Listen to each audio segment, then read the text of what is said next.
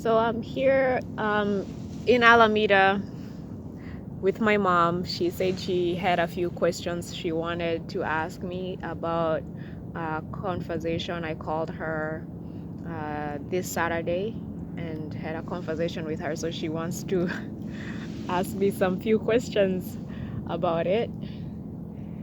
Yeah, I remember Saturday you calling me and telling me, Mom, please tell all your friends that you have to try and talk to their kids or pray for to their kids not to be involved in drugs. Yeah. And there was something that touched me, and I felt that you yourself, it's good for you to come here because nowadays we are using technology. And I don't want that only to happen to my friends. I want all the people who will listen to this video to know that's what is happening. Yeah. And there is a way to stop it or to prevent it. So I want you to use your own words, the way you told me, and talk to the people here and tell them what you told me, please. Yeah. I think the conversation I called you to just tell you how my work day was going on Saturday during my lunch break, I believe I called you. Yes. And I was working in San Francisco with helping individuals who are unhoused and or people who are using drugs. And I was just taking in the environment that I was in and just trying to understand how individuals got to where they were at that point where I was working. And I realized that most people there are just people like you and I, and or other people that we know, but somewhere along the line something happened to them. And the only way that they could cope with that trauma or heartache or whatever happened, it was that they decided to self-medicate using drugs and other substances. And I think what I was trying to say or was telling you is, oh my goodness, Mom, I hope that people know how this affects their life in the long term. Like, you can do it one time and think, oh, it's gonna just help me get over this heartache right now and I'll feel better tomorrow. But then after that, you learn that you can use that substance to numb your pain, and then it becomes that you're not using the substance anymore. The substance starts to use you, and now people are stuck and addicted to this substance to help reduce the thoughts that are going on in their head, the pain that they feel of heartache and pain and suffering that they are enduring. But what I wanted to say is, I hope that people know, like, that is not gonna help solve their problems, that it actually makes them worse. It amplifies to the point where you can lose everything that you ever built just because you decided to take a pill or to inject or to do something to just numb the pain for that time, because tomorrow the pain is gonna be there and you're gonna have to face it. Yes. Yeah. There was a specific thing you told me, and I would like people to hear it. You told me something very, touching.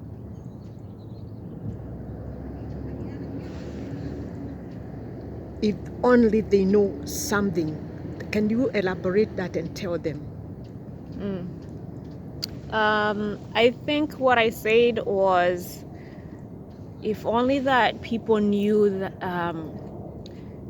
that it is better to really be in that pain and to go through it, even if you are crying for a month, 2 months. It's, from my perspective, what I was like, I think it's better to just hold yourself Mm-hmm. in that pain and go through it Mm-hmm. than to use drugs to numb that pain. Oh, yeah. Because when you're going through it and you get to the other side, you know, you realize that you can survive some hard things. And it really takes a community. Sometimes we cannot do it by ourselves. Mm-hmm. We can hold ourselves and say, you know, we're going to be okay and talk to ourselves in that sense. But some of us, we don't know how to do that. So it really is about the community being there for each other. You know, when you haven't seen your friend for 3 days and they're usually somebody that is there and you talk to them, why don't you reach out to them? And have the hard conversations. Those hard conversations are saving lives. Just asking, you know, I haven't seen you. Are you okay? I would like for you to come over, have dinner with us, whatever. Don't let people be lonely.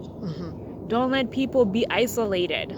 Because part of why people are using drugs as well is because they are bored. They don't even have anything else to do. But if you just try and create a circle of friends and you check up on them and they check up on you, and even with your kids, if you notice that they're acting different, don't wait and say, oh, they're just gonna get over it or something. Have the conversation with them. Show people that you care about their moods, the changes that you're seeing in them. Hallelujah. Sometimes all people want to know is that they're being seen, that their difference is being recognized. That's why people act different. And they just want somebody to say, I've seen you being actively involved in church or in this community, and then now I don't see you anymore. You know, I'm here for you if there's something going on.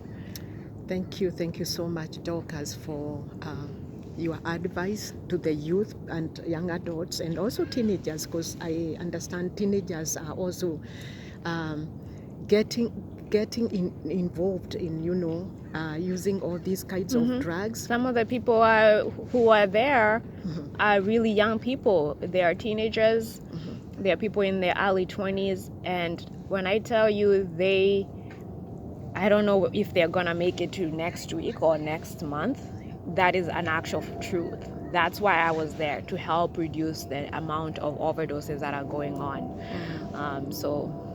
Yeah, thank you so much. So me and Dorcas are here just to urge us as parents, because I'm representing parents, that we should talk to our kids, whether they are teenagers, you know, they are youth, young adult, there are still some things they are fighting with that we don't know. But when you step in and embrace them, love them, tell them, it will just pain endures for the night, but joys come in the morning. Let's try to prevent them from getting to that point. Yeah. Instead of waiting and then they get there and we Yeah. are trying to get them back. Yep. Instead of that struggle, let's do our part as parents. Yeah. Have the conversations early. Yes. Talk about these things early, before people are even in middle school. You gotta have these conversations with your kids about peer pressure, about drugs, about just and instill in them self-efficacy, to know that they can go through problems and get through it. And if you hide your problems from your kids, then they think that nobody goes through any struggles. It's all about being honest. Yeah. Okay. So if you're like, because in our community, especially, I feel like the Kenyan community and African communities, that's all I can talk about, because that's the real communities that I know and have been a part of as of right now. I can speak for that. I see that people hide their problems to the point where nobody knows you're going through hell. Everybody just thinks that you're okay. And even your kids, you're hiding everything is okay at work, but they can tell, people can sense that you are not okay. And now they interpret that they should always be perfect and always just be happy and everything like that. So they try to To hide too. to hide how they're feeling, and not able to express themselves. This is another way to end up in that stuck in that cycle of abusing drugs. So being able to say, people have hard time, tell your kids that, and they get through it, and this is how it's done. Life is not just like a straight path that is perfect and everything is okay.